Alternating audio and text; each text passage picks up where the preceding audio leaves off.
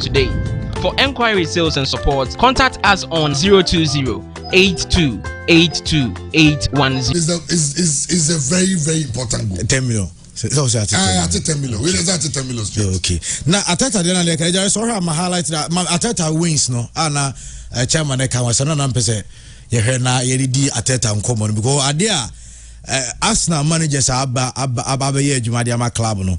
Where wins are Omenya Ediama team no after some number of games, 200 games on my bar.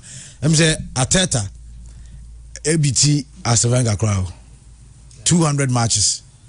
Or more wins, yes, than Wenger. 116 but wins. Or more losses than Wenger.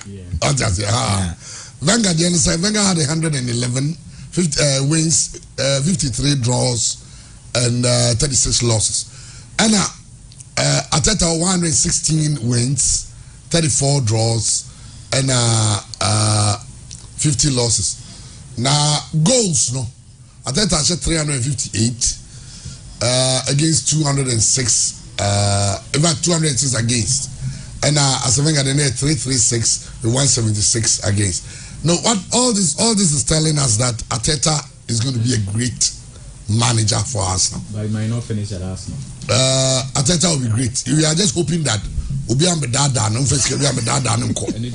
because the project now are for us. What trade the entire Wenger? What does Wenger catch and obey good coach that. Now, very technical midfielders. They have been good coaches. Exactly. Especially if they played under 2 or more very good coach managers. What's the idea? Yeah. Alonso, a typical example. Xabi Alonso and what he's doing for Bayer Leverkusen is extraordinary. Xabi Alonso actually say he's the next Real Madrid coach. Exactly. He's the next Real Madrid coach. He might also be at Barca. Xabi Alonso, the Real Madrid. Where's the Barcelona? Chairman Pacho Nyabutre. Minim the entire Moka Madrid as an ambassador about Mompesi Becca. Check on history, no. Ne granddaddy, ne father, also they also play for Barca. And no call the other side. One check in here. But the Americans say Barcelona are not thinking of sacking Xavi. No, you're Bepam. You are not thinking about it. But those are Real Madrid there. Real Madrid there. Coach. Ancelotti Beko Brazil. So they will need a coach. And the Oyen. Real Madrid say he will be a good fit. Yeah, exactly. What I say for sure. Zidane for sure. And now Zidane got his man for Zidane for. Because I don't know why coach Real Madrid did this. Competitive for audience was there. Or what could be so what I say. But Xabi Alonso, what he's doing with Bayer Leverkusen. Yeah. They are still in all the top flight leagues in Europe. They are the only unbeaten side. Yeah. Chairman said there are new breeds of coaching now. I'm just hoping they win the league. Winning league now. Yeah, new breeds of coaches emerging. Just like currently we have new breed of players emerging. Into Jude Bellingham, when Ganacho, our boys normally take you over. So I agree with you that he's on his way becoming one of the best coaches in there. But Mikel Arteta, very good coach. But the truth is, Chairman, I foresee this and Mopa Monday it's on Arsenal. The moment Xavi is sacked, Arteta and the next for Barcelona. And when Barcelona come calling, he's our son. Chairman, we him this Spanish for Musubay. But we Spanish new way don't count. Is that Sana Okan? On count. They can bomb me out and West one say Arteta Bob and no. What I'm saying is that technical midfielders. Bond you know him, boy. Technical midfielders. These are technical midfielders. We hear Juma under 7 coaches. Some players now, you tell me coaches on the field. Say, coaches more responsibility to say or building a system around you. Those who want to good coaches. Obitsep under Pello said, the Emi Yana say he stayed at one place for way too long. So he did not experience different coaches on that level. Because no very technical. It's in the ball, no Emi Yase or no of course to every rule there is an aberration.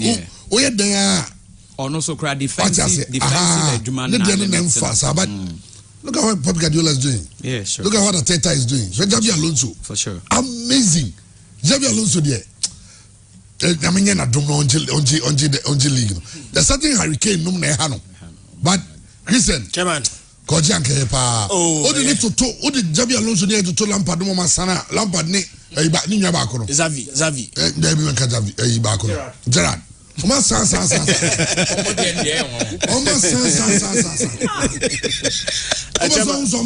Going technical. No go travel paco. No more ye Lampard but no be go. No ye say on Nyadie.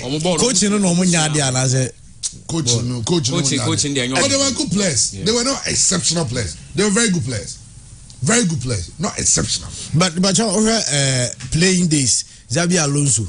Now they two Omumienu the same level. More technical. Xabi Alonso more technical. Xabi Alonso the TA so they say, once they starting the coaching badges in Intermo. Yeah. While he was playing, Ogobo Real Madrid. Obanda which coach? Obanda Mourinho, right? Yes, Mourinho. Obanda Mourinho, Obanda Guardiola, Bayern. Benitez, Liverpool. Look at the kind of coaches that time's not Benitez, so no chance. He's crowd Spain. Consistently was in Del Bosque. What I say? The players also are not around him. Either the national team, whether Liverpool, Real Madrid, now we're top level. Or more complimentary or more effort in a very good. So Fabregas na tema yes here and say also be in time to coach in here. So I started. Say Essien so started the coaching Ngakaka. Essien say I'm just hoping he will be a good coach. Oye no pa and only the end there be. Oye Ghana coach street in the next 10 years. Tema be. I think Essien ball no say more of Essien was a very technical player. More. Obua Jai. Usa ko we na nkasa na. And it's now say Essien or America call Madrid ne Milan near the fan be na adwene na akofem. Ne ball ne ahodene. And no make it chairman. Essien had the strength all right. But he was very technical. More madwene ball pies if na appear more ball. And more flamboyant players. That's the problem. Essien ni ball but chairman so ni ball. But Essien strength and Casano, the bull, the bison, the bull, the ordinary. No, a system in our combating midfield, no, a jaboso. But say Fabregas more than Alonso no ultimate top bear 70-yard pass. Fabregas ultimate carries about Ujana Usuti. Shabby more than the chairman. I'm not saying I'm not wishing him doom, but obey coach, but I had a ball, no so bear say, coach Chelsea and Pamni Diaby, and yet that ball ne buffalo be brain. All said Diego Simeone. All can we friend and also played very well Inter any Atletico de Madrid as a midfielder. Or we no be a coach. I'm saying the ball no but then run or the other coaching. Only is one thing people need to know say me a player na me bobo. Me ba be a coach about 90%. Send na me ball. Chairman sa na person me team no bobo. And these things that happen to who be say Pep Guardiola. I am go upon time boni di but Barcelona he was a very good player. He was in the middle, yes. Not only Barcelona, I mean, yes. He was a very good player. Into Guardiola defensive midfielder chairman, he always gets it right. Or different Rodri Beba, Pep Yaya Toure bar no the phrase a Busquets bar nafa. He always gets that one right. Sana coaches be your madi and so coach no bobo chairman no you'll be expressing to say be Ronaldinho be a coach and Chastela be a coach chairman can team born on Monday they be swarm. Okay, well let's talk about Ganacho mo lead the Premier League table no say nyawa last season mo lead the Premier League no for how many days? I think it's 248 days. And I'm only the table na a drew baby who here no and Arsenal team for Premier League no and it you know Arsenal coming back on top of the Premier League table no the same thing that happened last season. Yeah, the same thing. But chairman, the major difference they say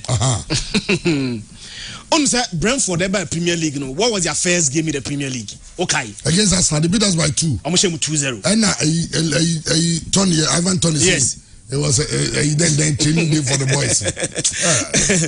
And now the other one is since almost Arsenal 2-0 in their first Premier League game, no, and now the other become 5 games afterwards. Chairman Winshe last season at the same venue, Arsenal cost almost 3-0. So at the same venue, Arsenal cost almost 3-0 last season. Arsenal cost almost 1-0 this season. Chairman and Kabibian but the significance of the win, no. And I'm a winner. I said, I'm on the way to Kakra. Kai Havertz share the second goal of the season. Go no so Batambe. Chama say enye Kai first goal ni.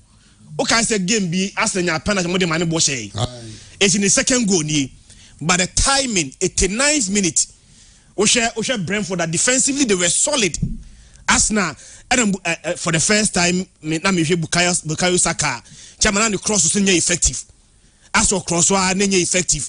Gabriel Jesus every injury back, Chairman also effective. Odegaard also effective. But Abrante friend Saka no only effective no. Chairman only cross ne ba ya. Abrante friend Kai Havertz everybody also team to at them. And Ramsdale was too eager to impress. As we losing the position, especially in the first half. The ball as we losing the position, you know, on the first choice, you know, was playing against the mother club. On team Montiamo. And you know, next I branch friend Ramsey and a better go post, you know. Now I'm saying that why so eager to impress in Tino. No, the ball chess. One of them crowd Declan Rice, echo clear ball from a goal line. And with me clear ball and so to the man I Arsenal. But chairman, this year I am major difference in this. Me sure say chairman be a Premier League table ni biom. Baby Arsenal ni beji pa ni say on say papa e friend no Ferguson kan. Say attack every new games me boa. Yes. But defense wins you titles. Titles, yeah. So far, Upe team are keep more clean sheet in the Premier League after 30 matches. Arsenal 6 clean sheets. Fantastic. But beyond that, the best defense so far in the Premier League Arsenal. Yeah, sure. They have conceded only 10. City conceded 11. Liverpool conceded 11. City are conceded more than 11. I'm sure. And Liverpool are conceded 11. So you can the best defense so far in the Premier League now. City are conceded 13. City are conceded 13. Yeah. Liverpool are conceded 11. Arsenal conceded 10. And that is a day about team driving Arsenal forward. But I'm sure by this time we hope for Arsenal beat the league now. Yeah, Arsenal started season very well. But they are still City to contend with. City free Musa. Because Saturday night clear and the chairman I say the last 3 seasons now City league, you know, after 12 matches, no way within the same range. You got 12 matches in Rio, not the same range and the City war. Last season, after 12 matches, now Man City 29 points. No more last 2 seasons, your ball 12 matches we now Man City 26 points. No more last 3 seasons now, your ball 12 games we now Man City 20 points. No more than 9. But despite all this, you know, season, you know, not 3 seasons in Man City net me afa league, no. And you know, the way I must start, you know, a better stage be na City bet me so jano. A hon Arsenal, as a mutimi very careful, I'm more content. But so far, their things is so good. Baby, Arsenal, yeah, dear pano, defensively. And I'm so impressed. Okay, Yavan, Monsieur Andy, favorite more manoni, na yen chensem no. Nam's a roll call, no, Facebook for now, your money. Most of my roll call that inti, young Twasso, the and some number. And if you're okay, now here's Alejandro Garnacho, the good nine hour share. And there are questions only when Rooney. On the Rooney is winning a similar kick against City. Yes. They say, only Rooney and who did it best. Where Garnacho the bicycle kick and ra. Garnacho there. Garnacho there no. Garnacho there. Discussion. I center. Rooney yeti ahwan. Rooney the end was against a top team, Man City mi boa. Yeah. And a Rooney boss a bicycle kicking. Yeah. And a Garnacho yeti ahwan. Everton. So depending on the opposition now, yes, at the identity no. A lot of people call their man branch Rooney. But time Rooney boss a go no. Not already or a top player. Talking about a rent here, Rooney SS a go not Garnacho is just 6 years. 12 years ago. This is a youngster on a top player. Chairman, Manchester United team Nukrano.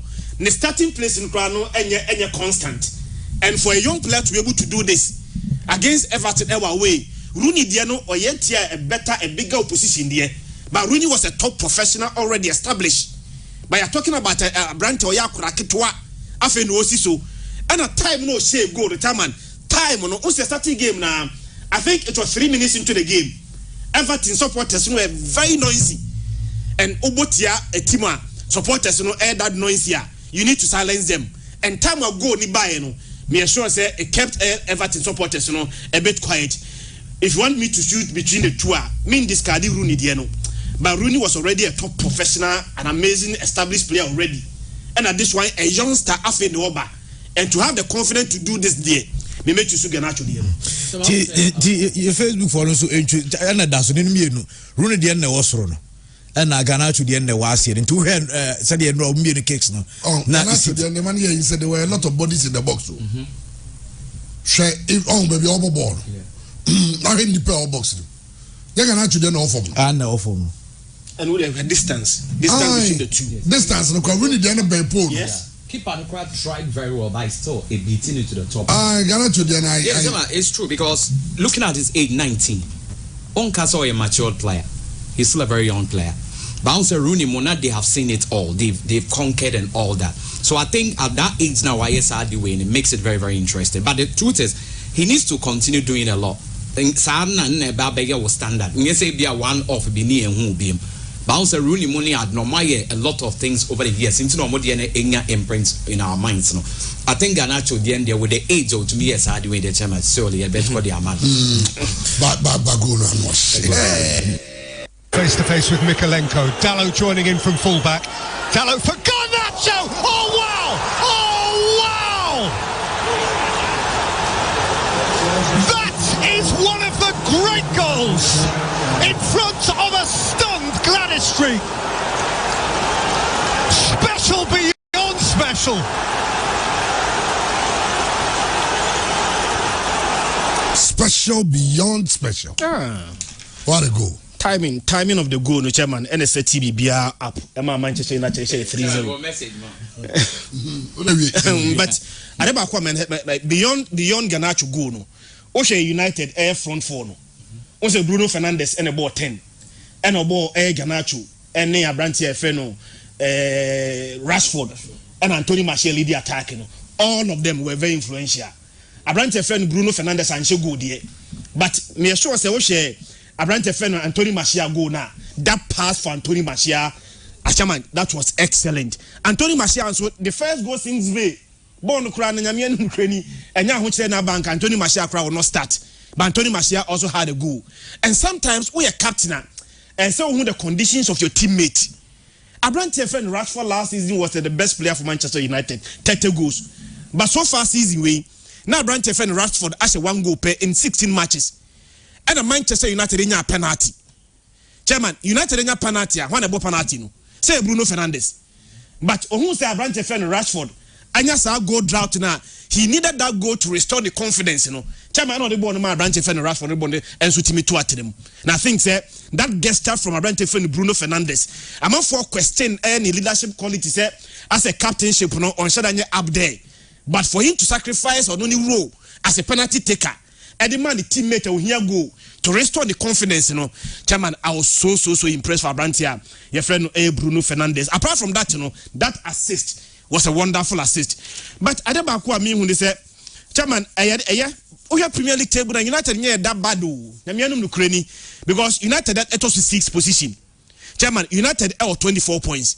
The gap between Manchester United and Arsenal only the Premier League table no 6 points. They've not been that bad. Because United Chelsea. Oh, Chelsea they say they come some later. Okay. Manchester United top 6. They have 24 points.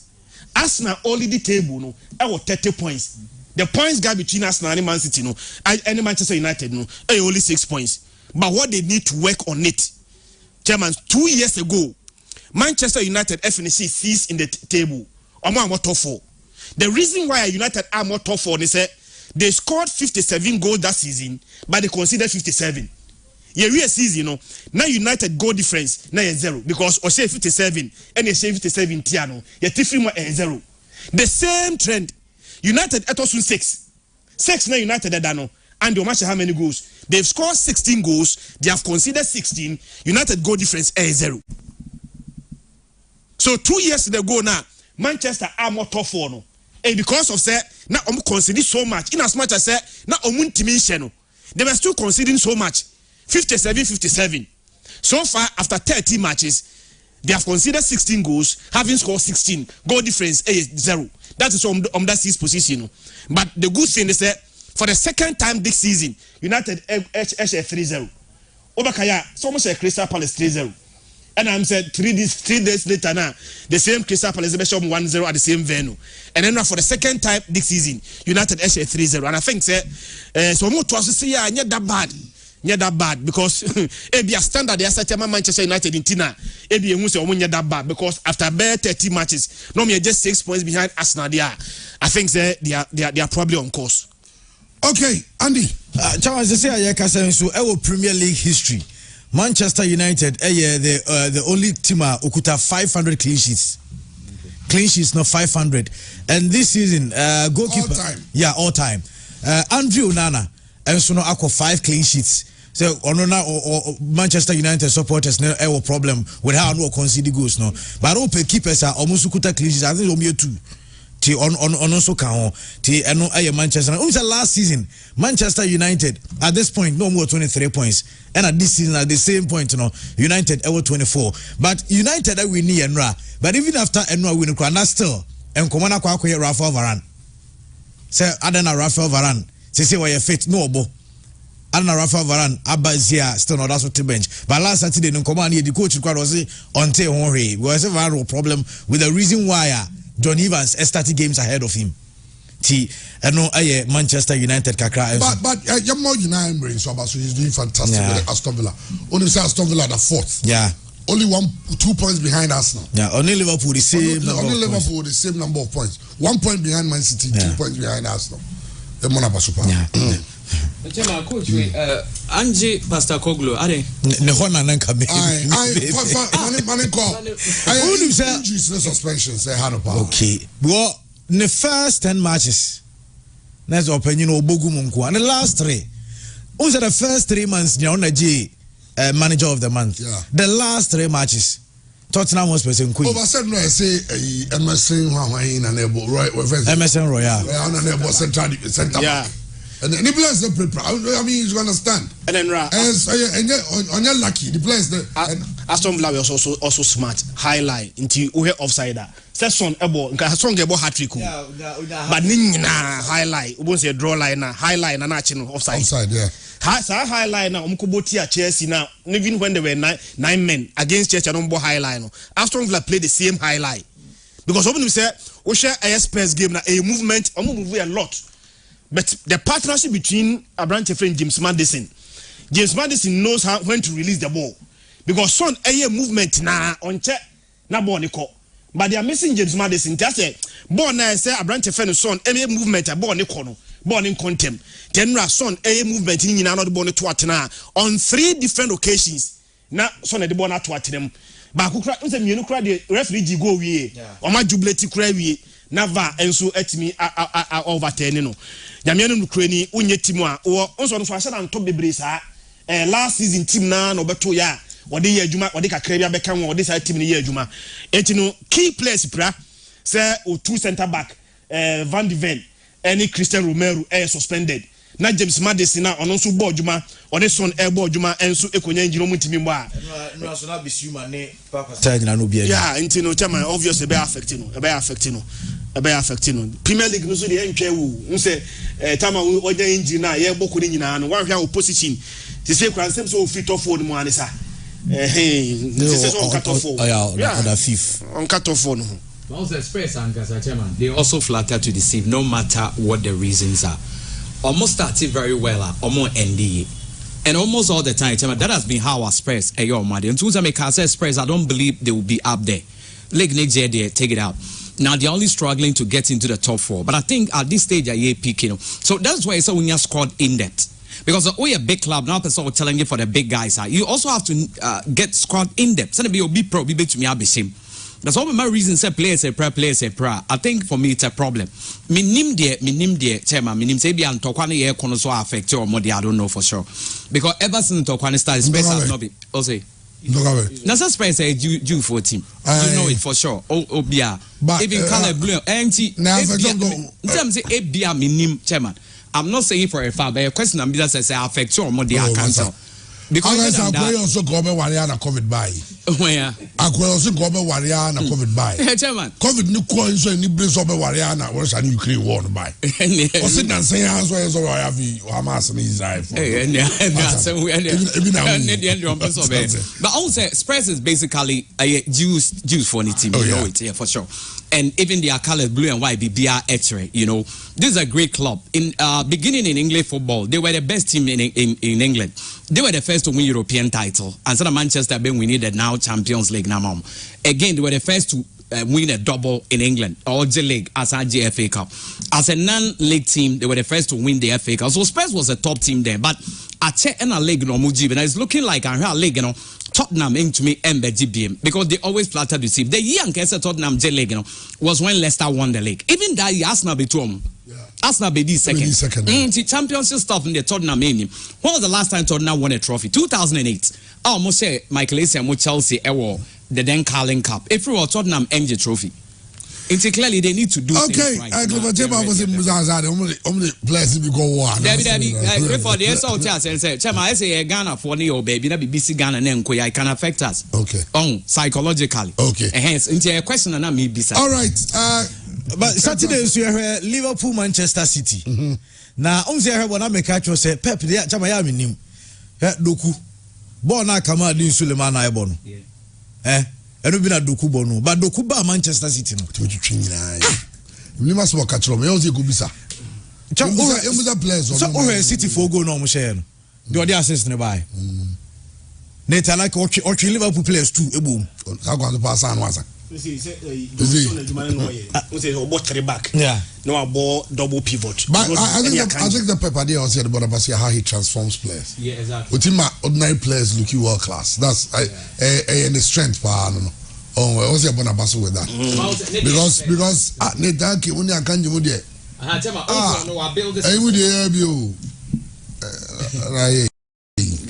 Yeah, a system now building. So they shop for players who can fit into that system. Into one year top level, crowd now fit into the system. Now, our system will be for sound or modernity. It's who here Liverpool at the same thing. A club, club and top players who are flamboyant. Liverpool player and I saw to be brave down when he had their own to member. Into where Thiago Alcantara, he's struggling. Liverpool, the their players are direct. Into they will run at you. But City Modian says system no more building. They said they are or build or Barcelona no more alcohol. Until they will buy a player who fits into the system they are playing. It's not almost often or Munyane right. But some of the teams the chairman or Munni system be or mobile. And once you better say we are the maybe or maton the naba. These are the differences air costs. Into consistently, because they have built the system, Ombenya players who fit in. Doku, very good player. Can I debakope? So to make cutting, chairman. Wingers now. Because Ochiana, Ajirubi Luminas, or yeah, Bayo Hojuma 1-on-1, will take you on. But when you're bad, Untimin cutting, and the general things what Adebakwana affecting the game and productivity. Also, my trend tough time power, but trend no man a tough time no score the equalizer. Man of the match. I'm going to change. I'm on a tough time. I'm on a tough time. Or man's our tough time New Year. I'm on a tough time New Year. The final product cutting on Timmy and bending bono. Sa Kelly na Ajirubi no di Mudino. Adebakwa me so say pe beti my en ho adwuma no. Yes I no. But we say football dey nyame no kra ni obi ti small moment no dey agini din. Trend was not in the game because Abrante man tough time. Just like the World Cup final, Mbappe was off the game. Ball 80 minutes. I'm for say Mbappe way. But small moment, na Mbappe dey agini din 2 goals. We final no be about Mbappe din so about hat trick. Top players in a small moment, no the agility. Trend and on your case defensively, no chairman or a liability for Liverpool. But with the time of corner team creating ball number 8, it meaning bad midfield or bad midfield 1-1, where a very good passer of the ball, or wait hit ball no, sa ball no boy no Kevin De Bruyne kind of air shorter. When is our technique na unya even a shot on target. And for a player, no, say obey a weakness for Liverpool in that game, no, obey the cornerstone, and I say the corners are the Liverpool. And another thing, so a PA game, say, Chairman said Premier League, they had on 48 matches, 50 Premier League, the quickest player, or you see the fewer number of games are already a 50 Premier League goals. Before the Necra, I think Manchester United and the Co. used to say how many matches, 65 matches. and Odinya 50 goals. No, it's 48. 48, less than 50 matches, 50 goals in the Premier League. Goal no. Ne touch no. Now I mean, classic. The first touch and the goal second. machine. Look at his first touch. Or control ball man it turn and him said the ball go. You see his control. That guy is a goal machine. I mean, give it to him. And first, next year tappings. Now go be to tap in 50,000 get you tap in. Go be to go now to now tap. Now tap you yani. Now me better me say tap you also tap in yani. Chama obi enye ni sika o sika duro. Na sika no F akoko jibi. Yeah, buy yes start with. Now go be go say I go say my donor no go clean the bobo no be that. Oh think obi o. Ogwa no to be now go na park. Why? The guy is good. Oh yeah, natural born footballer. And I tell you, during the halftime, he was born into a football family. You know, never part of a ball. This identity. Who said, "Oh my, you know what you man? The goal, no papa." How excited he was! I got it, Monsieur Diagro. Obe breaking goal, scoring record in England. You know, you need to come on and over your father. And at the end, yes, Obe breaking all the records. And I be a old one. Once Senka will see a kind of man, Obi to say Newcastle, Obi to not tempting away from the club. Yes, but he's playing for Man City. It's very difficult to price a Man City player away unless someone pay. And especially after Man City winning the Champions League. Yeah, who's the first? No, can Man City to win the Champions League? You can entice him with the Champions League. Yes, exactly. That's when Real Madrid will come and say that. Listen, how do you over? After 3 years, you win the Champions League. And even Ballon d'Or. What you say? Aha! Ballon d'Or. Over Real Madrid. But in Man City, he has won the treble, including the Champions League. Yes. And Ballon d'Or podium, I'll go the second. And he will think, I mean, where do I want to go? Say, I didn't know. Say, I never had you in England. Yeah, it is all. Because I didn't even die, I don't know. Now, this season, because City is also one of the favorites to win the Champions League. And of course, ABC one Pep also free City. I bet one of them motivates the man through. Oh, be very possible. There's a word of possibility. Of course, but is it Pep in the way could you bet 2013? Oh, I don't know high kakran. Yeah. So, I did a bit of breaky Premier League goal scoring record. Alan Shearer, because of longevity. Yeah. One more Premier League in the 6-7 years. Chairman, 266 goals in the Premier League. You know. How many goals? We say 50 goals a season, 50 a season, 7 seasons. They can once more. And it is one team more Premier League more than 10 seasons. Very difficult for you to break it. And the idea card is a bit more Premier League. Nache. Now I mean, na dom na injury sense and hano. Because I never acquire limited players per age. And the guy doesn't get injured. That's the thing. Umbra. Me the image be major. Obi yesu epra. Saturday na Friday na Pep can say why you training? Ade China give mu gina mu bo. We mu dey na no ye bi. Some be beat. John 50 goals no. Breakdown. O de hin na shey ba ko. Adarwe aru de chira. E boni be ma so na. No. What was all bizarre? What is that question? And rhetorical. Jebia wa be describe am. On the left I Facebook. On the left I said 33. On the right I said 6. On the right I said 10. And Ada no say one. And I want for radio so Ada no say o say boy say asem ya chama ade nkofo and then the that be the chairman aro na honom dey akire o and then ma so na board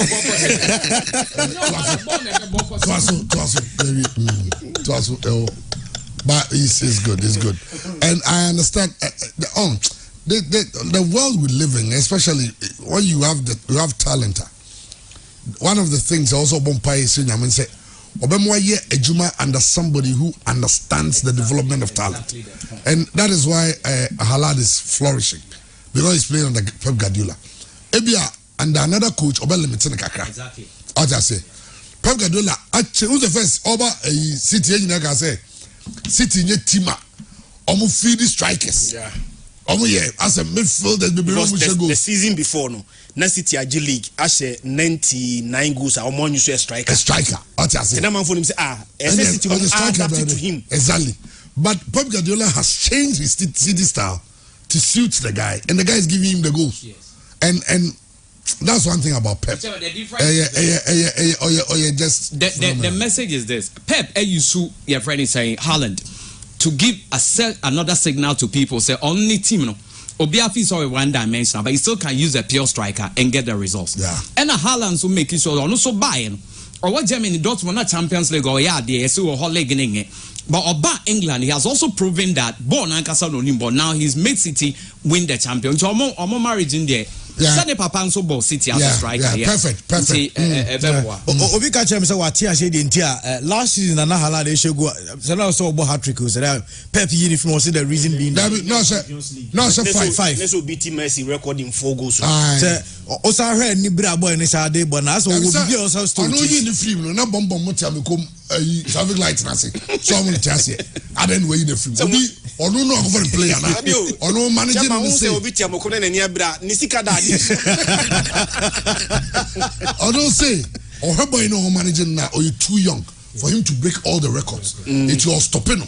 Now, every day beyond this, Amana is more hungrier for more games, and 48 games or 50. Yeah. Go play a no pro national team still na any brand on Saturday Liverpool.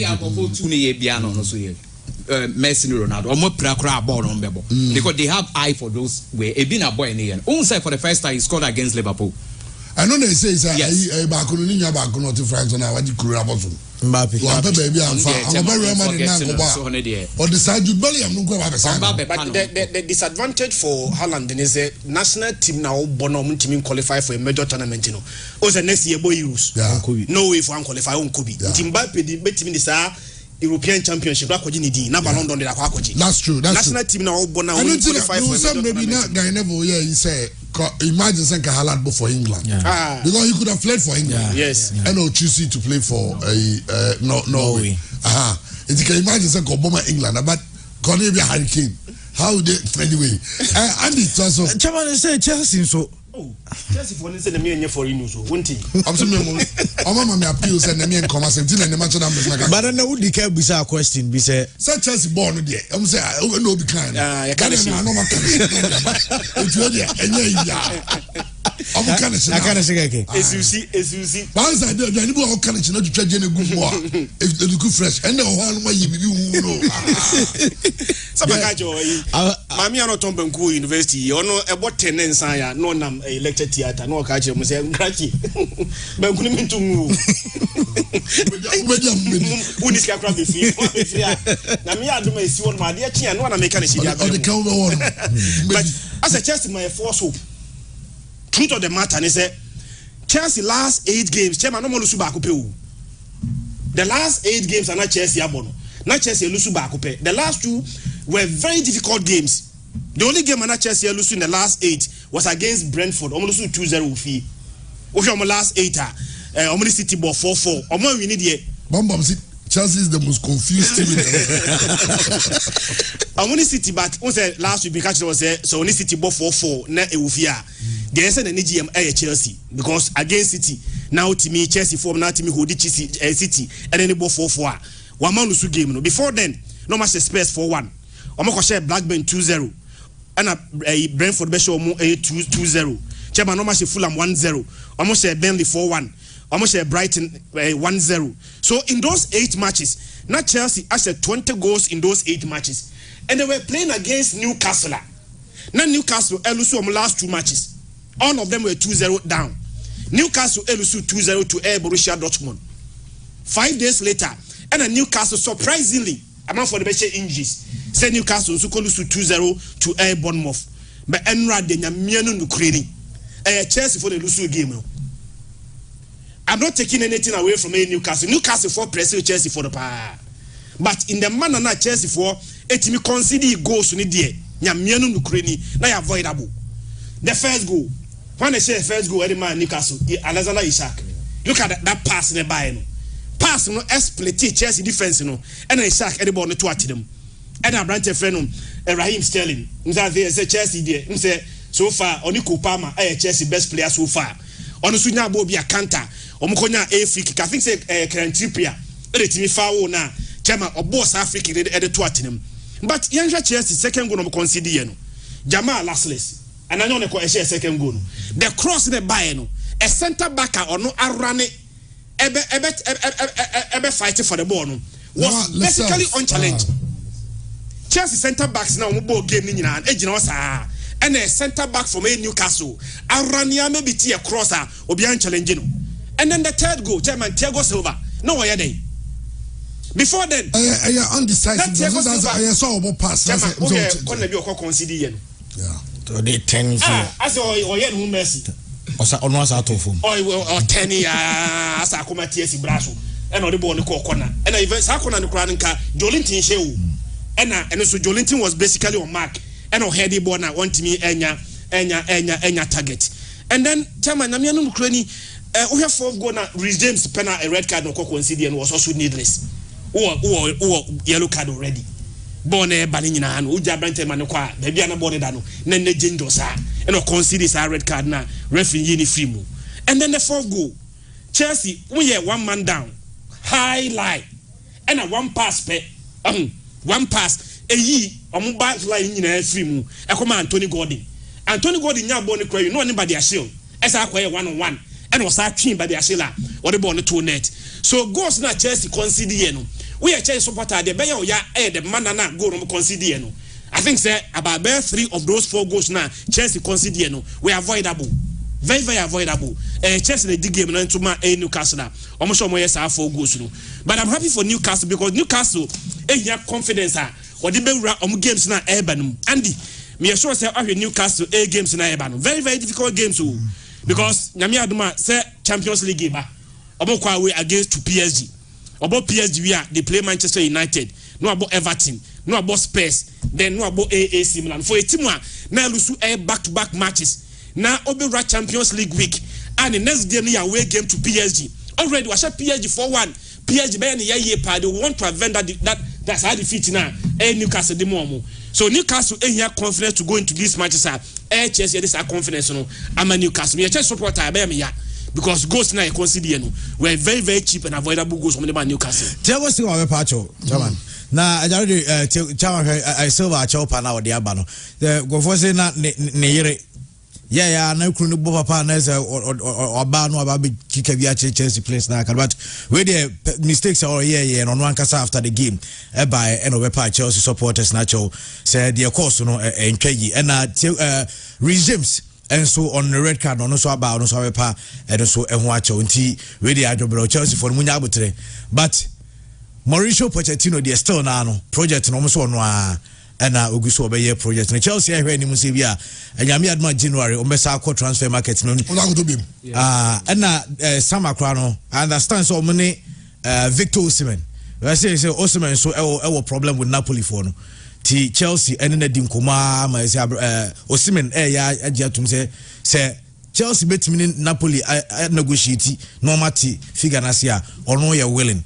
So be the match Chelsea. Ti eno kakra den so be toja. But chairman you call the Spanish La Liga and so kakra. Barcelona. Barcelona. Ma o mi so munya penalty we fia.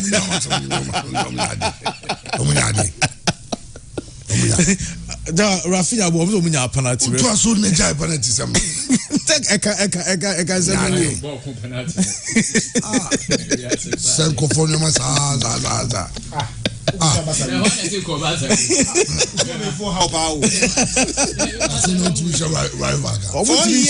Four years and show more order. Record mom can't. Chairman, move the players when you last year team no last year team in the DG League no share 2-1. Even I come one ball 0-0. And then when you want so the point is that sometimes when we share games look at precedence. Very important. You got double chance both teams. Double chance Barcelona no I see.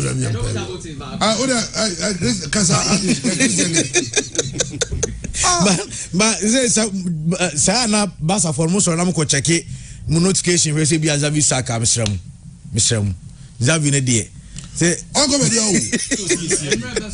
dey na on ne papa and I said last season league one league hey ongo be papa no ni jira on papa ne say Xavi ni ba bia o ko sesi a o last season got the double There we are double. Yakosha Real Madrid war Copa del Rey no. Yakosha first leg. I think it's 2-1 we. And then I'm question Saudi Arabia. The Benin Super Cup. But Copa del Rey. That's what you took first Copa del Rey no semi-final first leg be share more by and later bomb 4. They try to number boy 4. Come. I said maybe also say we mu 3 man. But they say 4 they say the first season league in John come be okay. Uncle you know etawachi. They say woman na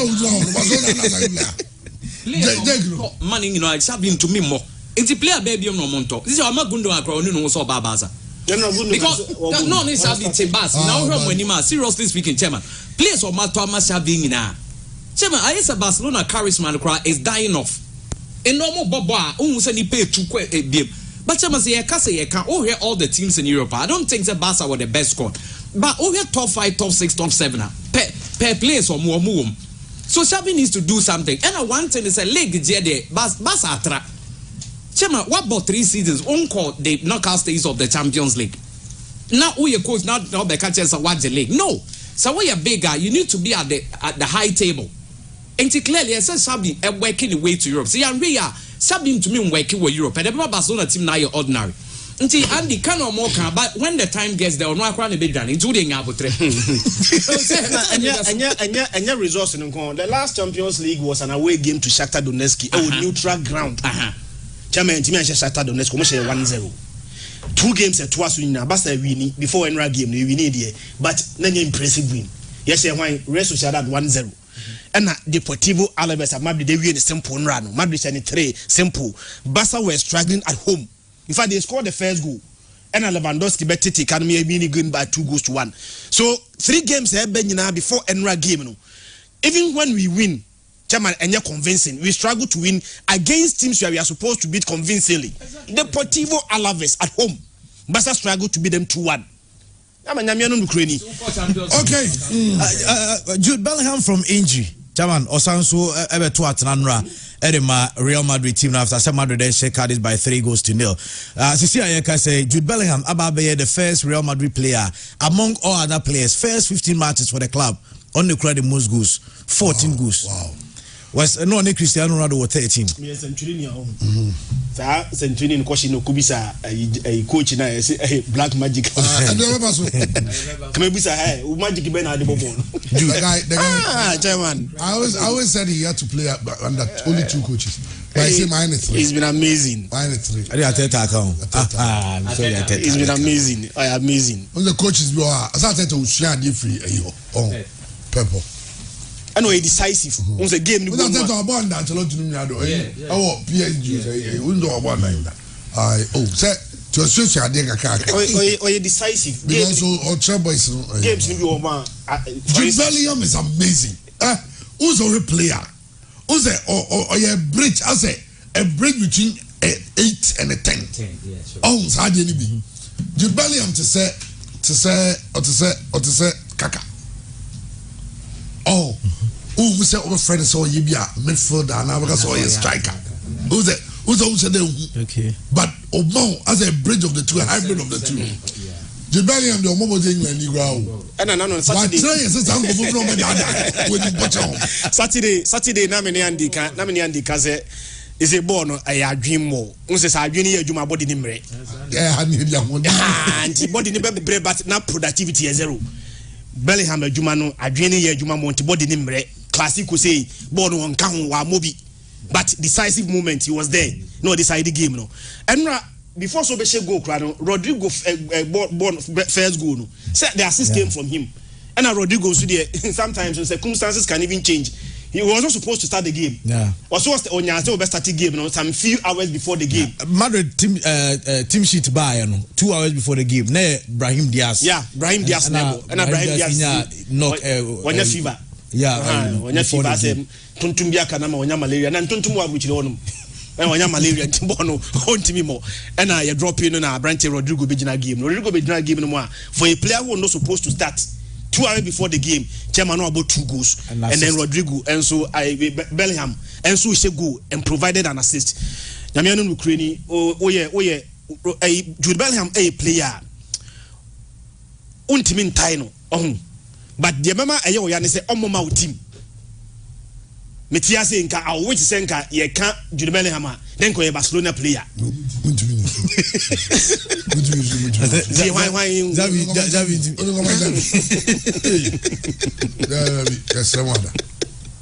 Bellingham dey be one no ye ti say one e bit me use no wa mu young level ya man is o eba Juventus ni Inter. Oh yeah. 1-1. Now on Lautaro Martinez so this season. Chawan also goals per 13 Serie A games, 13 goals. And for the first time Okoshe go Allianz Stadium. Allianz Stadium, Juventus Stadium ono. And run go now unyaye e Emma Inter Milan Roma. And so neat Josie about 3-1 Editia Udini.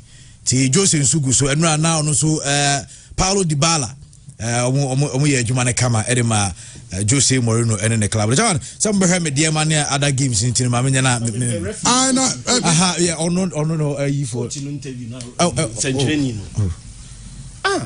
na almost say for Black Magic. My video yes there's another there's one first video now I'm saying the entire normal man synchrony no e could be so we use Black Magic or has say minim say na upon game na e wo corner no so wono and as a omukobu nkoto jo ba obu zara so bi e dey so google football minim say no na ma video no na send the Ghana the go da the go akoto woni ha so mbo no the Google Park no so if I don't know, say no moment. Yeah. Psychological. Om the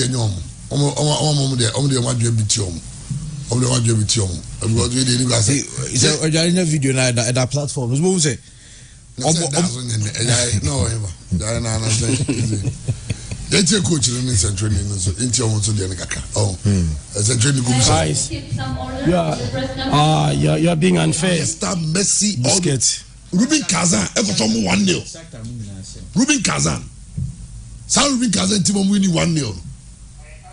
It happens. It is football is an upset. Work we a big club.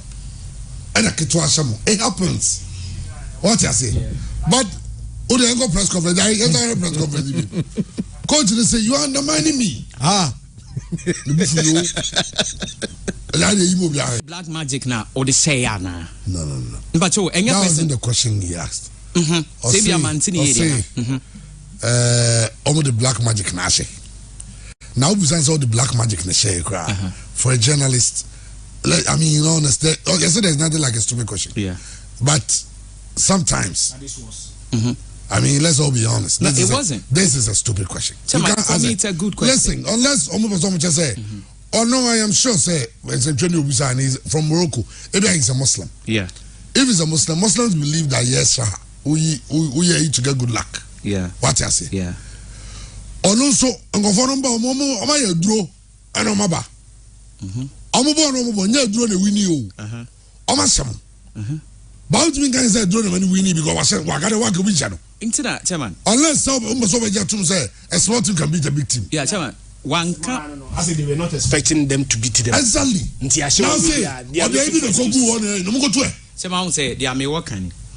On say ball surprises so saying how can upset too. Ain't say upset bar or be confused. What really happened? What might have been the reason? Until the journalist did ask say, oh, you saw Black Magic now. I think the coach question there said journalist on a baby son question. Into who could say what is Black Magic? No, we play. No, he's disrespecting them. And I agree with the coach. You are disrespecting them. Chairman, the reality of the Black Magic play the game. Chairman, the reality of the matter and say teams in now use Black Magic and the coach in our name. So coach we can say there be exactly. They didn't win. So be use no because say now use ya. That's the question ain't wrong. You might as well ask a team winning there. Then you mean winning. Because we have been playing before the game. Chairman, me to ask you, but your question also good. I don't want us to drag it. The point of the matter is that journalists, never expected them to beat them. That's the point. And he is looking for every single excuse to discredit them. And that's the point. Coach, I will be. The Chico is a coach now. I'm telling you. No, you can't tell me that. Remember, you too disrespectful.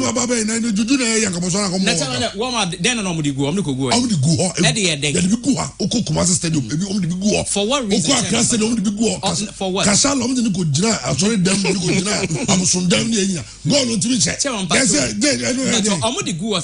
That's what they believe in. That's what black magic. What I'm saying, you don't get it. Everybody has what they believe in. Exactly the point. But don't give the credit to the black magic. So the truth of the matter is that the work for Koye and we more so they want to find out say we more are superior than because the Arabians, chairman, they believe in those things. Now, the coach say, don't take the credit from them. So they say. So almost video you know we just or the business as what if Senka work for no win here ko be business question same thing as work and win your question now baby so you need so your question e be bisa I'm dragging me argument you 3 days Egypt ebedi afcon okruma se so mku nantwi obi di question nantwi no mku nti na mo gi afcon mku nantwi di eden but obi no de beka che se nantwi no mku nti na ma Egypt edi afcon you give them the credit that they all right yeah come on in some so our captain maybe so our captain had a bad debut. He came on the 65th minute. 3 minutes later, he had a red card. Andre Ayew, Oben for Le Havre. Game on Nantes, a boy. Game near the goalless draw. Yeah. But the tennis said Andre Ayew 65th minute. Omumane Bemu.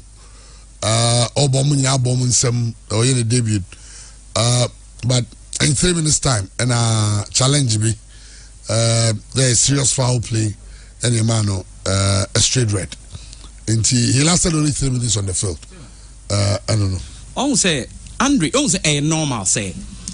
Although a debut, we expect a lot of things from him. It's a very normal say player be making a debut, a bit to me share on goal. Chama be to me the red card will be and think very normal. But Chama, don't you think say Andre issues na a true recap like a to us? He's being too ordinary. And I think he should wake up. Because at born your money mbobi or babe bar ordinary. Your money bar ordinary or start here ordinary, one start here ordinary. Ordinary we know. Oh, not man, that's a way. What can they say to me see boom? To me see but I'm saying I don't know what cost team no there but no it's not the make us these things. Then ordinary. Oh, no boy or Madagascar. Na Madagascar no.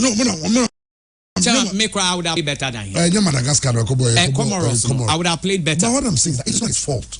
The guy has not played football for months. And the whole coach decided to go and field him. Why is it his problem? Chairman, time and now or ball football consistently. No, but he's still ordinary. Because people are still glamour in his own frame. And now, one sign your team, no one your team. No, so I'll be what's happening. Say, I'm one mobile. Only say we bet me the apam the next time. Now the Kudus. Kudus West Ham game. Very effective. Very effective. 2 assists. Maybe on your pass ball no. Ojina blaster game mo ball no come pass it.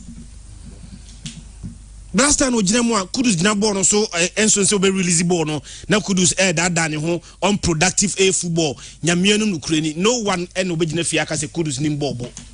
But we are seeing 2 different Kudus. You see a kind of West Ham. Any Kudus is here Kanama Blasters. Very effective. Tama on not release ball. Who say will be a take move na no. Na Kudus the ball niko. And the same way na you expect to say Kudus be see a kind of the Blasters of Ghana. The same way you expect the way a branch of Jordan. See a kind of Crystal Palace oppress it. But we see a kind of Blasters as a Bibia unconcerned in front of who. And these players must give us the same performances that they give to their respective clubs. And no one Ghana for you.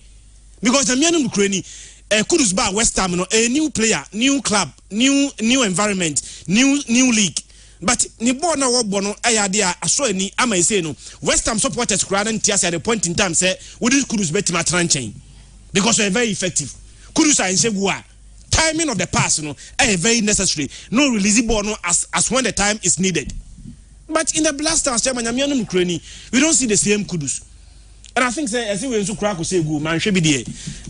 Osman Bukhari. Osman Bukari so both 2 goals. Oh, your blast ya dey. Anyam Mukweni. Osman Bukari both 2 goals. Kesu Tingwane this Osman Bukari akobo 2 goals. Na we so am 2 assists.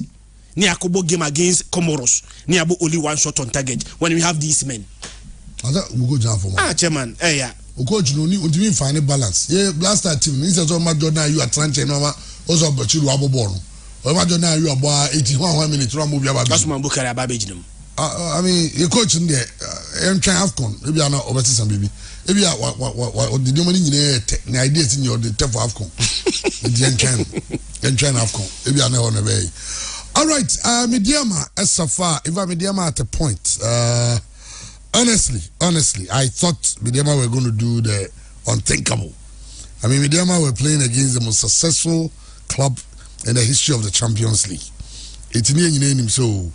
Said the aircon the air there medium be ade oh mimpo de baby kwa de ka check of us medium ade on ba be ye no say but medium abo game now first half they able to hold their own na the hard year goals no it started from the 66th minute and minim there but the 2 changes are medium aye no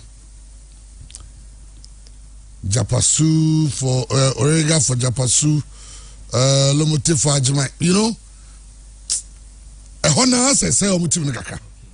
But first half, no, the man of the match for the first half was the goalkeeper of India. Osevi point blank, a lot of balls. But sadly, Felix Che Morimo Boy in Chino. Mediama lost by 3 goals to 0. A hard dream there, but the ten say the group stage, and for the group stage a point system, and point system no, the ten say medium is some group no, a group of El Ali, Sierra Belouizdad, and young Africans, any medium woman no, so say in fact. 2 teams a woman no be winning by 3 goals to 0. Alali Eshabidama by 3 goals to 0. And Belouizdad Eshe Young Africans by 3 goals to 0. It is 3 points for Ali and Belouizdad and Mediama, and so a war any Young Africans will be any point, and so now Mediama Bebo on the first, that is when is on the first Friday, and the good thing for Mediama is that it's a holiday in Ghana. Etienne Kumase Ashanti region, baby, I will be a yen kambom. Yan got time Mediama echi. Mediama ni Belouizdad nebo for the Algerians. Now Mediama ni winner. Mediama will also go on 3 points. Ali no hanebo no Young Africans Tanzania. Omuso nyirom no omuso Charlie. Now 3-3-3. They say Mediama they also be on and say they should win all their home games. Exactly. Some team all the home games winner. That will be 9. Normally you don't say Young Africans a draw call qualify. 9. Yeah, because over group na Young African Belouizdad ne your friend is say Ali no. Obia fi na bed say obia obekwa akowini ho. Until Obi Obenya 1-2 points were away beyond, and not even a win were away done and dusted. Mediama might not win away, but if they are able to pick all 3 wins at home, they will qualify. Okay. Of goals as well. Yes, that's how. Yes. So we are winning the home. I had to head so can to lose 3-0. Also, will be 3 nibi. Yeah, then say Ali in the van count. While in the other so was Ghana teams 9 occasions. Was 20 goals in it? Yeah, sure. Yeah, to me, no, but 20 goals. Ali Ghana team on your good record by Hearts of Oak. Yeah, 2001. And I got to also 83 na Kotoko goalless. The only team I want consider against Ali since 77 a Kotoko team of 83. Okay. And I has also the Osako force a first goal. Yeah, be upon no take. Yeah. And I 1-1 Ghana. 2-1. Yeah, I know. I want to say first. Yeah. Yes, I say yeah. I know. I'm talking about on the road now. Okay. Yes. Send 83 Kotoko so show more Ghana. Do any some has 77. Has go lose 1-0. Ebe you are moving more Ghana. So and now has the call final 77. Miracle of has nearly 71.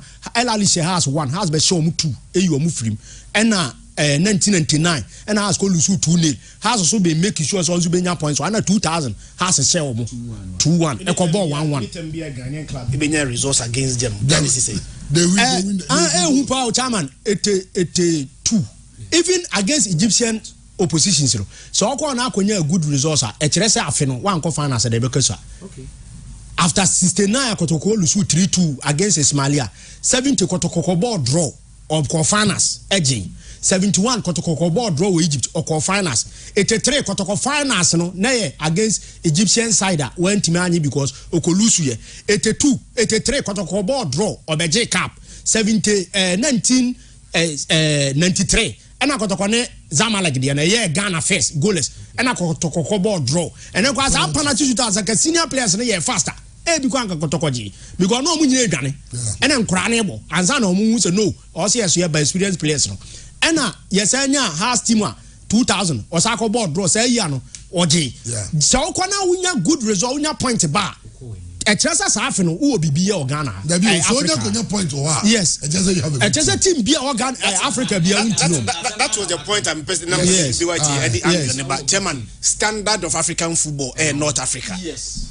Standards is here now. The cost of one player for Ali, it means sponsor Ghana Premier League. Ghana Premier League for $1 million sponsor league. Ali 2 player back say. Ali player back who to sponsor Premier League. Sponsor Ghana Premier League. We simply cannot compete. I am not endorsing mediocrity. Say bia oyakolusu 3-0 tino. Make us say yeah. Yes, I now endorsing mediocrity. But the reality is that Mediama, I was not expecting anything different from Mediama. Because I was impressed they were able to hold them first half. Mediama debut new or more Champions League in Ibida. I have team more Champions League, UEFA Champions League. Now you're a smaller club. Now your first game is against Real Madrid. Abra Real Madrid is able to no show 3. Chairman, normal. But the only idea I have is having held them up to 66 minutes there. Oh, na kwa ya dia na sananka ye wie game no at least nanka ye Mediama lusu be one because be do point be no na goal difference matter. What me hold this team up to 66 minutes 0-0. Na ye wie game na 3-0 there from the 66th minute to the 90th minute, you know. That is where they lost the game. Yeah. Now I think that they need to work on it. Their car is said home game now can another North African team one. On also win 3-0 they are still better than us. But if you need there, and one disadvantage for Mediama is that they are playing away from home. Was the teams in home? And see, that is why those of us in Kumasi also feel at home. Also, support them feel at home. So because they are representing the nation, they are representing Ghana, they are representing our league. I was say Mediama, you need to much. Mediama say Beluzado, you hear 1-0. Mediama needs 3 points, a 3-point system. Mediama not win now. No, I need 3 points. Now, after you more anymore, young Africans bar or actually 2B now all anymore. But someone else say, I will take on to me. Mumpo money one because ideas no. I have said here you move. Away. What we are holding? Who holding a lally first half 45 no. Now when second half you know they'll come guns blazing. And they also a very good strategy because they have a strategy on both first half. So we're born now. Pressure upon pressure. The goalkeeper was making fantastic saves. But then when you know my boys. Now go for Nasaba. Omo boys, me never to pass ball 3 at the 4 crowd. What's the point I say? You need a good strategy based on the kind of players you have. We all players in the strength. No say can you play on the counter? Can you say when you play with you fouls? We now no change as one when you foul. No cool game no. And now BB because second half of the coach was completely beaten. We've seen teams who got results against very, very good teams. And Nyamianu Nukredi, Ali Diosewa Anenye, Adebiade, but Mediama. Brekum Jesu Krana ye come team of 2012 say some kwaje 4-1. Ali shen 4-1. Ali Sanders with Chastel Amone Emmanuel Clotimuno. Sundance alinum de so they say how many brablom because tamana butreka we Somalia 2000 okay on we free bar ali no do aso kom kwaje 4-0 bi okay om sa ba Ghana cross abestorm me goals no cross start on the 9th minute unze 18 minutes na no ye full time no but first goal started on the 9th minute and a penalty ni ba almost 9 minutes and almost says our goals no 9 minutes 11th minute and Mohamed Hosni say na second goal to aso the Abutrika say penalty assist me Flavio ne share last goal the goals ne basa one say afrani makedua mo famone and here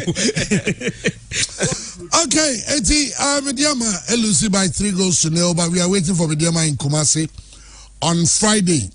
On Friday, all of us are going to the Babaya Stadium to support Mediama. Let's give them the needed support. They represent the nation. Let's make them feel at home. No one to me winning a game against Belouizdad. Dreams FC so Ekobo against Club Africain. Almost lose by 2-0. In fact, Dreams they are not there. Almost conceded 2 new. Only a record in the 59th minute, but they did not concede again. Almost to be boy also. And over North Africa, you bubu diya Ghana yen share wo Egypt da, yen share wo Morocco da, yen share wo Algeria da. Baby a yet me a yere yen ho aye Tunisian soil. And a has a cost 2000 after 71 and now Manza Ali Elusuda, Esperance Elusuda. And yes, Kimfesa Timwa at that time, Coach Otiak and lead you 2005. Such a Makai, Habib Mohamed Erigau Gatete. Kimfesa lead 2-0 Air Massa and Sakran Amonia let go 90 minutes plus additional time. Nasa time. We are a year Kimfesa Timwa Nekuto Moa, Yawuza Erigau, Shalala Eliasu, Habib Mohamed Mo, the lives of a year goalkeeper Tola.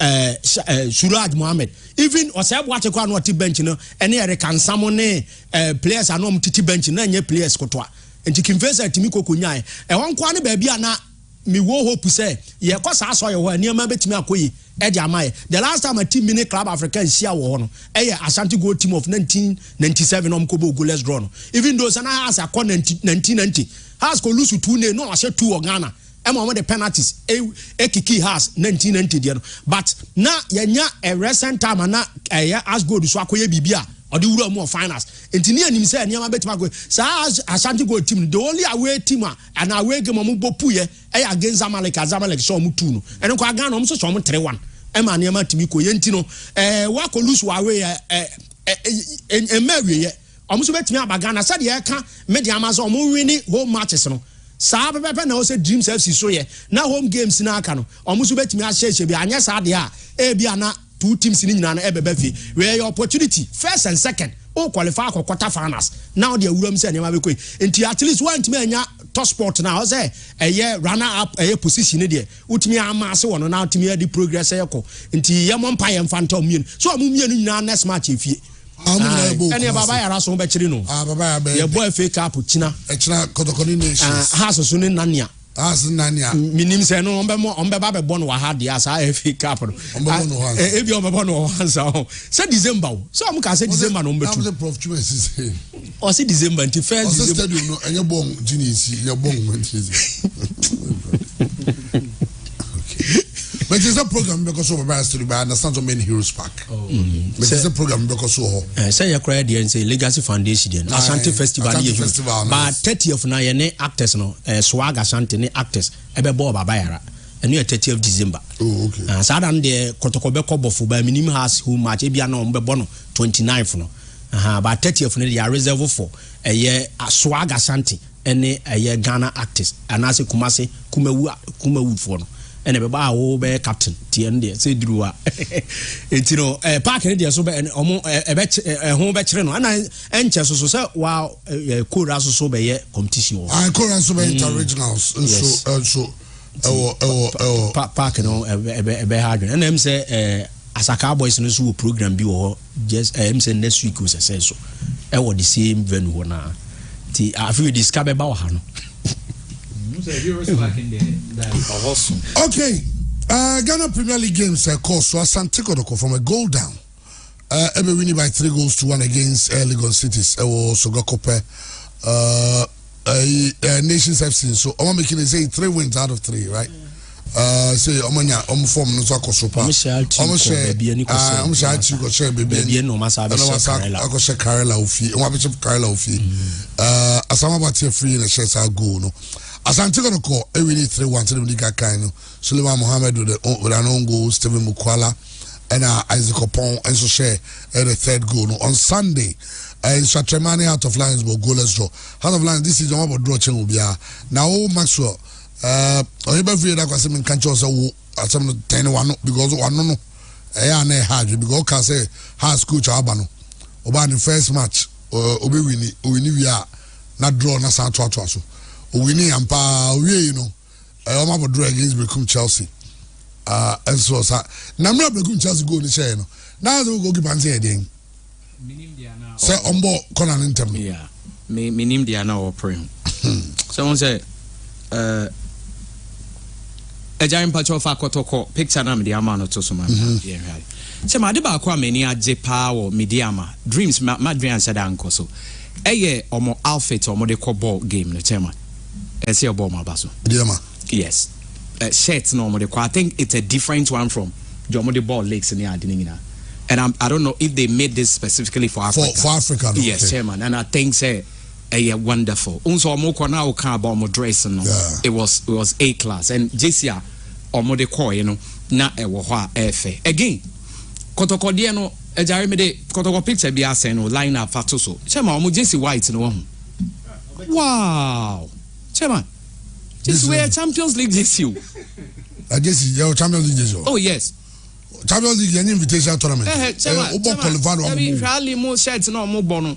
Shirt na teams no mo gene chairman mo shirt no quality no onni si albetumi ahwe ne shirt na no wahyew koroko shirt na efe papa and I think say ombe bremba kwa nka me pepper white one omo tongoto say ma so betumi so dey achem na mahye okay thing ya edit promo okay just wonderful and I think say this is all what I've been talking about. It's a big club there are certain things say show to that point. See, media me bomb penny for na baso for how they put up themselves. Also, I'm not expecting too much from them. I think me know they say we are going for experience.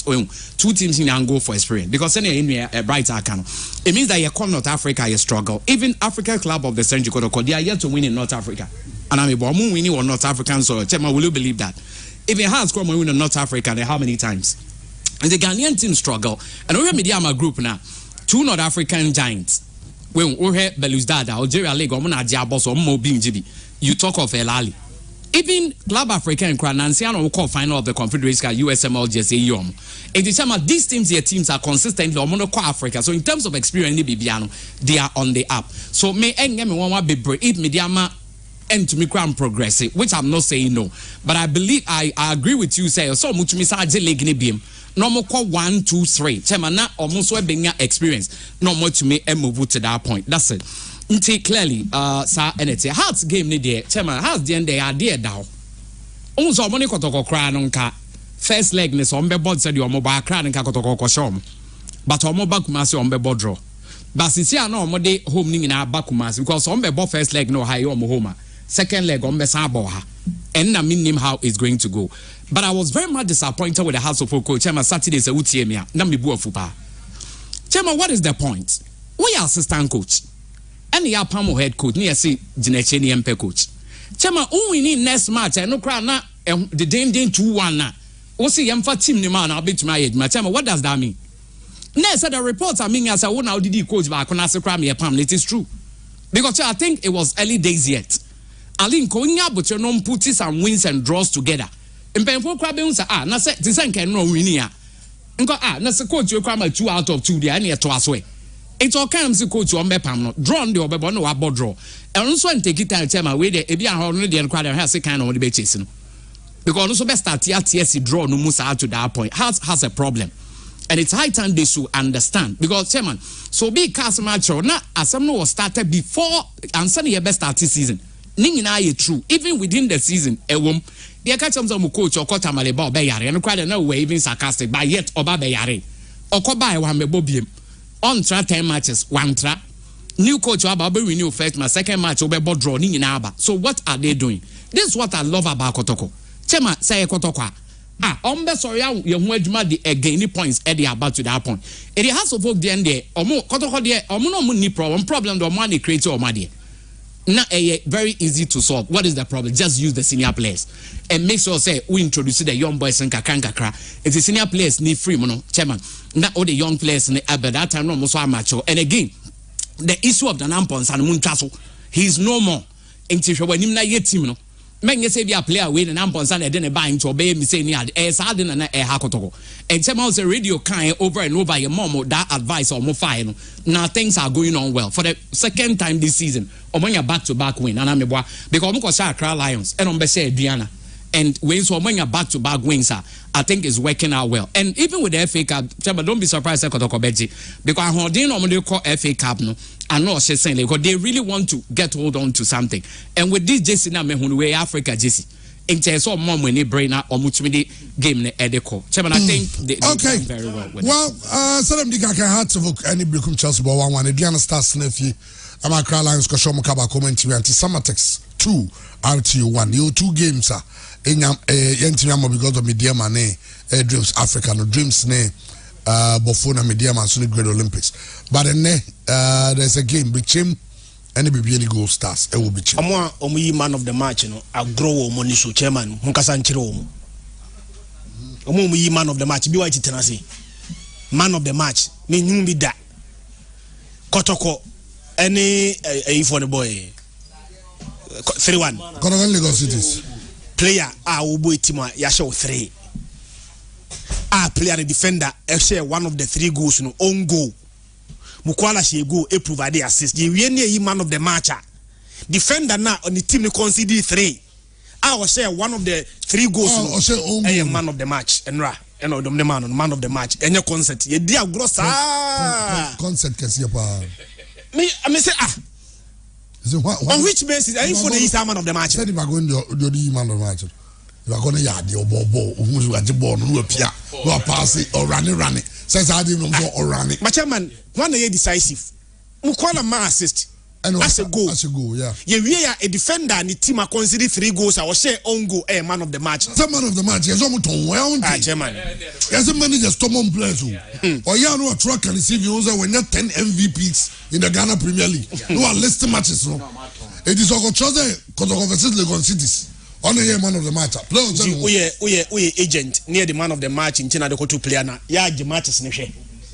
Yeah, the matches in the fair because I was so surprised for such a player man of the match. Again, Adebakwa Kotoko enya ho adwuma. Yakwa say 3 consecutive matches they concede goals from free kicks. Kaya kere ba ko hye omu. Omni dreams FC Okruma say free kick no dey share omu. Enra the same way. So muntimi defend free kicks now, they must avoid creating them. Because 3 consecutive matches, all of them, Bob Toko neta na free kick. But the senior players or settle on them. Enra say 11 players na start here no 8 old players. And I think I'm very happy for Justice Blay. Against Mediama Obo right back. Yeah. We a man of the match. Enra right back. Very, very influential and the mass and Toko. And I think it's a play maybe a new players say centre back in new players. But young Kama coaches and I said blaster coach and I say also local games in Abia. Alright, you good baller lamb table. And then I come back with the ball most of our midfielders Richmond lamb ball. It's anybody on the head local and that's why you local player. Look at the pass or the man Mukwala or the ball the Tottenham. No, Akofa Edmonado ball now all bono. The difference between Edmonado any Lampton is say we see a can Buchiri, we see a can Ghana say Lampton in Bosnia, Edmonado Bebrebe. Se coach no local team no local players in there. He must be able to spot some of these players. Now me no Ukraine why very decisive. Now me sure I may be right or wrong. Anytime be a season way Lamptey best start Makoto Kobiano. Yana resource in here. It's one of the most, not the most influential player there. Say Kotoko most influential player. Branch Feno, Rich Lamptey. And me sure say Kotoko should be able to build upon this. Second away win. The first away win was against Accra Lions. na kotoko se omu efiri okori nyina na we ni nshada nya awe ni nshada nye kotoko belusu be 3b to aso ebe se mediama 1-0 abe se 3-1 all players no any new players in brand here results ni ba dia ka ni se obetimi build upon this no a bit consistent the next away game no the next home game no very crucial because kotoko win one game two games to aso no say some that be 6 position on the league table which means who win back to aso and now win mienu to aso a e push you up the ladder sa na ulusu mienu so to aso a and also tell the actually. I think coach and I had there 3-1 there. Chairman, that was very emphatic. And away win there. Yemo team na basu. But reach one lamp there. So we national team coach now who games nibi. Now kohe now far. Now chure. No intimian sport television one lamp there. That is okwa chairman ko hu. Okay. Ode younger Dr. Dauda Semra. Yeba de akano. And so ever twaso edi amamo. Echevo I pure 95.7